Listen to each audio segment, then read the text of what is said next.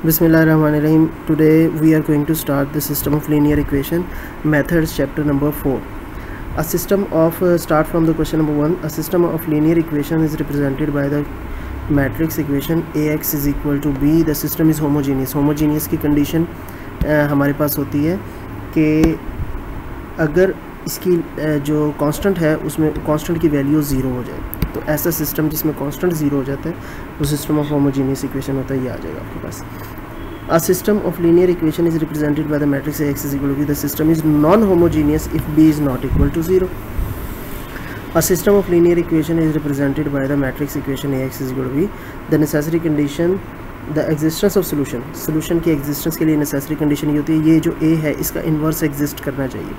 This should not be a singular matrix. ये non-singular matrix होना चाहिए. तो inverse matrix exist करना चाहिए. It means कि ये invertible matrix होगा.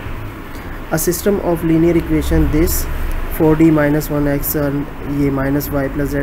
अच्छा, इसमें सिर्फ x मौजूद है, बाकी इसमें भी x एलिमिनेटेड है, इसमें भी x एलिमिनेटेड है.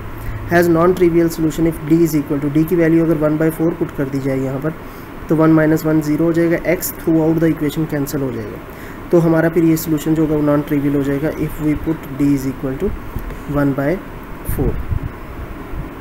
नेक्स्ट क्वेश्चन की तरफ आ जाए. Question number 5. For non trivial solution of a system of homogeneous equation. Non trivial solution हमारे पास होमोजीनियस इक्वेशन का जो लीनियर इक्वेशन होमोजीनियस इक्वेशन का सिस्टम नॉन ट्रिवियल सोल्यूशन ये तब आता है जब ए मॉड जो है A determinant is equal to 0. अच्छा, होमोजीनियस सिस्टम जो है उसका सोल्यूशन ट्रिवियल सोल्यूशन कौन सा होता है? ट्रिवियल सोल्यूशन ये होता है x is equal to y is equal to z is equal to 0. तो ट्रिवियल सोल्यूशन ये है आपके पास. तो नॉन ट्रिवियल सोल्यूशन इसके अलावा अगर कोई सोल्यूशन यानी कि एक्स वाई जेड की कोई वैल्यू अगर आती है आपके पास in terms of other variable, तो वो उस वक्त आएगी जब डिटर्मिनेंट उसका 0 के इक्वल होगा. The rank of the column matrix with non zero entries. Column matrix we know that हमारे पास इस तरह का होता है कॉलम मैट्रिक्स. अगर यहाँ पे 2 3 5 1 सो ऑन, तो इसमें देखें हम इसको 1 इस 1 की हेल्प से इसको भी 0 कर सकते हैं, इसको भी 0, इसको भी 0 कर सकते हैं, यानी कि सारी एंट्री 0 कर सकते हैं सिवाय एक रो के. तो the rank of the column matrix non zero entries के साथ हो तो उसका रैंक 1 होता है.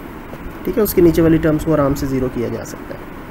इस 1 को ऊपर ले आए, ठीक है, और यहाँ से फिर सबको नीचे करते हैं 0. और linear system of non homogeneous system, linear equation of non homogeneous equation system. Rank of A भी ऑगमेंटेड मैट्रिक्स है. ठीक है, ऑगमेंटेड मैट्रिक्स सपोज हमारे पास आ जाता है A X plus B Y plus C Z is equal to ये D आ जाता है, ये A1 B1 C1 D1 कर दें. इसी तरीके से A2x plus B2x plus C2 Z is equal to D2 आ जाता है. तीसरी इक्वेशन इसी तरीके से आ जाएगी आपके पास. तो ये जो मैट्रिक्स बनेगा A1 B1 C1 A2 B2 C2 A3 B3 C3, ये मैट्रिक्स अगर सिर्फ ये वाला मैट्रिक्स आ जाए तो फिर ये कहलाएगा ए मैट्रिक्स. ये जो हमारे पास मौजूद है यहाँ पर ए मैट्रिक्स ये वाला है. ठीक है, अगर मैं इसको सपोज इरेज कर देता हूँ, ठीक है, और इसकी जगह चौथा कॉलम एंट्री कर देते हैं, वो किसका D1 का D2 का D3 का, तो फिर ये जो मैट्रिक्स बनेगा ये ऑगमेंटेड मैट्रिक्स बनेगा. ऑगमेंटेड मैट्रिक्स की डिनोटेशन ये है हमारे पास. इसको इस तरह डिनोट किया जाता है कि इसके सबस्क्रिप्ट में B को डिनोट कर दिया जाता है. अच्छा, लीनियर सिस्टम जो होगा वो कहता है कि भी अगर ये रैंक दोनों इक्वल ना हो, ठीक है, या ये वाला ऑगमेंटेड मैट्रिक्स का रैंक ए के रैंक से ज़्यादा आ जाए या इक्वल ना आए, तो फिर ये सिस्टम इनकन्सिस्टेंट होता है. ठीक है, अगर ये इक्वल आ जाए तो फिर सिस्टम कंसिस्टेंट होगा. x is equal to y is equal to z, ये मैं पहले बता चुका हूँ. होमोजीनियस इक्वेशन का जो हमारे पास सोल्यूशन ये वाला सोल्यूशन होता है इसको ट्रिवियल सोल्यूशन कहते हैं. यहाँ पर ही रैंक ऑफ I3 हमेशा 3 होगा. I3 का मतलब क्या है? ये आइडेंटिटी मैट्रिक्स 1 0 0 0 1 0 0 0 1, इसको I3 के नाम से जाना जाता है. Next question number 10. Dash successfully use the determinant method to solve. Determinant method to solve, किसने डिटर्मिनेंट मेथड सॉल्व करने के लिए इस्तेमाल किया था? क्रैमर ने. ठीक है, और किसी ने डिटर्मिनेंट मेथड तो सॉल्व नहीं किया, ठीक है। तो क्रैमर का रूल है, क्रैमर ने डिटर्मिनेंट्स की हेल्प ली थी क्वेश्चंस को सॉल्व करने के लिए। नेक्स्ट आ जाएं जी क्वेश्चन पे, क्वेश्चन नंबर 10 से आगे question number 11। Rank of the diagonal matrix of the order 4x4 3 entries non zero. अच्छा 4x4 का एक डिटर्मिनेंट है, यानी कि A 0 0 0 0 B 0 0 0 0 C 0 0 0 0 0। ये एक मैट्रिक्स है और इसमें 3 जो है डायगोनल में नॉन ज़ीरो एंट्रीज़ हैं और एक ज़ीरो वाली एंट्री है, तो ऑब्वियसली इसका जो रैंक होगा वो आपके पास 3 होगा। The system of simultaneous equations, ये हमारे पास 3 लीनियर इक्वेशंस दी हुई हैं। हैज़ डैश सोल्यूशन, वो कह रहा है कि इसका यूनिक सोल्यूशन होगा, इनफाइनाइट सोल्यूशन होगा, नो सोल्यूशन होगा या एग्जैक्टली 2 सोल्यूशन होंगे। तो इसके लिए ज़रा इसका ए वाला मैट्रिक्स देखें क्या बनता है इसका। पहले वाले का देखिए 1 2 1, दूसरे में से 2 कॉमन ले लें ज़रा और उधर दूसरी साइड पे डिवाइड कर दें, तो देखिए ये बनेगा 1 2 आएगा यहाँ पे 1 के साथ। जब इसे 2 से डिवाइड करेंगे y को तो ये 1/2 यहाँ पर आ जाएगा, 1/2 और फिर ये 1, फिर 1 2 और 1, और यहाँ पर आ जाएगा 6 पहले का, दूसरे का 3 और तीसरे का 4। तो ये देखिए ये, अच्छा ये जो यहाँ से यहाँ तक है ये ए मैट्रिक्स है, इसमें तीसरा कॉलम और पहला कॉलम दोनों आइडेंटिकल है, तो इसका डिटर्मिनेंट इज़ इक्वल टू 0 आएगा। तो ऐसा जिसका डिटर्मिनेंट इज़ इक्वल टू 0 आ जाए तो नो सोल्यूशन, वो इन्वर्टिबल मैट्रिक्स नहीं होता। हमने शुरू में पढ़ा है कि भाई ये उस वक्त सोल्यूशन एग्जिस्ट करता है जब ए मैट्रिक्स जो होता है ये इन्वर्टिबल हो। ए मैट्रिक्स इन्वर्टिबल होगा तो सोल्यूशन एग्जिस्ट करेगा, वरना नहीं।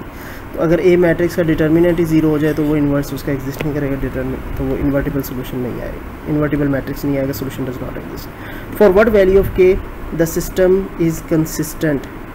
अच्छा जो ये दी हुई है इक्वेशन, ये देखें राइट हैंड साइड 0 दी हुई है, ये भी 0 दी हुई है और ये भी 0 दी हुई है। अच्छा ये होमोजीनियस सिस्टम है, ये मेरे ख्याल से ये मिस्टेक हो गई है, ठीक है।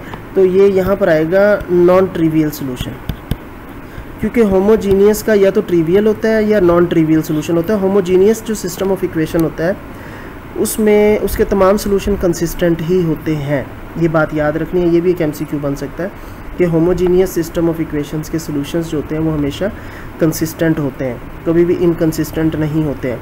अच्छा वो सॉल्यूशन ट्रिवियल होते हैं या नॉन ट्रिवियल होते हैं। ट्रिवियल सॉल्यूशन तो सिर्फ ये एक एग्जिस्ट करता है, x = y = z = 0, और नॉन ट्रिवियल सॉल्यूशन उस वक्त एग्जिस्ट करता है जब आप डिटर्मिनेंट ऑफ a = 0 कर दो। पहले इससे पहले हमने एक ऐसा MCQs भी किया है। तो इसमें आपने करना ये है कि ये जो है 2 - 5k and 6, फिर k 2 - 2, ये वाली वैल्यूज़ 2 - अब ये 2 2 - k 2 2 - k, इस डिटर्मिनेंट को = 0 रख के आपने सॉल्व करना है। यहाँ से k की वैल्यू आपके पास आ जाएगी, मे बी 2 आएगी आपके पास वैल्यू, उसको देख लीजिएगा, और वो जो वैल्यू यहाँ से k की आएगी वो इसका आंसर होगा, ठीक है। तो ये करेक्शन कर लें इसमें। अच्छा ये नेक्स्ट देखें 14, लीनियर नॉन होमोजीनियस सिस्टम, फिर दोबारा से वही कह दिया कि वो ये non homogeneous system is consistent, ठीक है। अच्छा जो नॉन होमोजीनियस होता है वो कंसिस्टेंट या इनकंसिस्टेंट होता है, ठीक है। होमोजीनियस सिस्टम जो है वो हमेशा कंसिस्टेंट होता है, ये बात याद रखना है आपने, क्योंकि ये होमोजीनियस सिस्टम था तो ये इसके लिए ये हमेशा कंसिस्टेंट ही होता है। इसका ट्रिवियल और नॉन ट्रिवियल 2 तरह के सोल्यूशन एग्जिस्ट करते हैं, ट्रिवियल ये है, नॉन ट्रिवियल इस केस में। अच्छा नॉन होमोजीनियस सिस्टम है तो फिर उसका सिस्टम कंसिस्टेंट उस वक्त होगा जब दोनों के रैंक इक्वल होंगे। ऑगमेंटेड मैट्रिक्स, ये भी हमने ऊपर भी किया हुआ क्वेश्चन ऐसा सॉल्व। ऑगमेंटेड मैट्रिक्स का रैंक और उस ए मैट्रिक्स का रैंक अगर इक्वल आ जाए तो सिस्टम का जो सोल्यूशन होगा वो कंसिस्टेंट होगा। कंसिस्टेंट सोल्यूशन मैं आपको बता दूं, कंसिस्टेंट सोल्यूशन और इनकंसिस्टेंट सोल्यूशन कैसे होते हैं। कि सपोज़ ये एक प्लेन है, मैं यहाँ पे 3 डायमेंशनल नहीं बना सकता, ये एक प्लेन है, ठीक है, और दूसरी प्लेन यहाँ से क्रॉस कर रही है और तीसरी प्लेन जो है वो यहाँ से क्रॉस कर रही है, तो तीनों एक ही पॉइंट पे कट कर रही हैं, ठीक है। तो ये सिंगल सोल्यूशन एग्जिस्ट करेगा, ये कंसिस्टेंट सोल्यूशन एग्जिस्ट करेगा, ठीक है। अच्छा अब अगर प्लेन एक ये प्लेन चली जाए, एक ये प्लेन चली जाए, ठीक है, और एक ये प्लेन इस तरह से पास कर जाए, ये यहाँ से ये क्रॉस कर जाए, तो अब ये तीनों सेम पॉइंट पे क्रॉस नहीं कर रही हैं, तो ऐसे सोल्यूशन को हम इनकंसिस्टेंट सोल्यूशन कहेंगे तीन इक्वेशंस के केस में। अच्छा जी, नेक्स्ट क्वेश्चन की तरफ आ जाएं। A linear non homogeneous system of n variable possess unique solution if n variable है तो n इक्वेशनें चाहिए होंगी हमारे पास, और उसका रैंक भी n होना चाहिए। तो पहली ऑप्शन कि ऑगमेंटेड मैट्रिक्स का रैंक, उस A मैट्रिक्स कोफिशिएंट का रैंक, ये मैट्रिक्स ऑफ कोफिशिएंट्स होता है, और उसके जो जितने वेरिएबल हैं उतना, अगर ये इक्वल होंगे तो सोल्यूशन यूनिक होगा, वरना सोल्यूशन यूनिक नहीं होगा।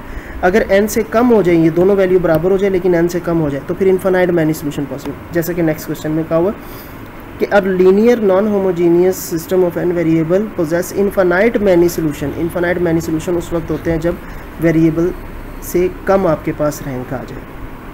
Question number 17, a linear homogeneous system of variable possess non trivial solution. अच्छा, होमोजीनियस, अब देखिए ये होमोजीनियस सिस्टम आ गया। Homogeneous system of n variables, उसका जो है नॉन ट्रिवियल सोल्यूशन उस वक्त आता है या तो डिटर्मिनेंट, दो कंडीशन मैंने बताई थी, कोफिशिएंट्स मैट्रिक्स जो है मैट्रिक्स ऑफ कोफिशिएंट, इसका डिटर्मिनेंट इज इक्वल टू 0 आ जाए, और दूसरी ये भी कंडीशन है कि रैंक आपके पास लेस देन n आ जाए। A linear homogeneous system of n variable possess trivial solution, अगर ये रैंक बराबर आ जाए। ट्रिवियल सोल्यूशन यानी कि वो x is equal to y is equal to z is equal to 0, ये उस वक्त सिर्फ एग्जिस्ट करता है जब उसका रैंक बराबर आ जाए नंबर ऑफ वेरिएबल्स के। A Gauss Jordan elimination method augmented matrix is converted into reduce echelon. बिल्कुल क्या है, ये दो मेथड होते हैं, एक गॉस जॉर्डन होता है और दूसरा सिर्फ गॉस एलिमिनेशन मेथड होता है, ठीक है, उसमें हम एचेलॉन फॉर्म में कन्वर्ट करते हैं। यहाँ पर क्वेश्चन नंबर 20 में एक मिस्टेक दी है, जॉर्डन एलिमिनेशन, ये जॉर्डन एलिमिनेशन नहीं होता, ये गॉस एलिमिनेशन मेथड होता है, ठीक है, इसको करेक्ट कर लें। तो Gauss elimination method augmented matrix उसमें कन्वर्ट किया जाता है एचेलॉन फॉर्म में।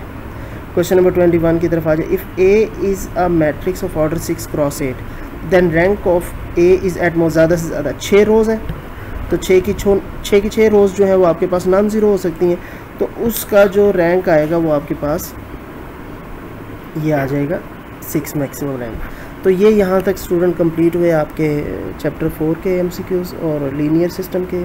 मज़ीद कोई MCQs अगर आपको चाहिए तो वो कमेंट बॉक्स में मुझे कमेंट करें, ठीक है, और चैनल को सब्सक्राइब कर लें और वीडियो को लाइक भी कर दें, ताकि आपको हर आने वाली नई वीडियो मिलती रहे और आपके कमेंट्स के मुताबिक आपको मैं वीडियो प्रोवाइड कर सकूं। Thank you very much.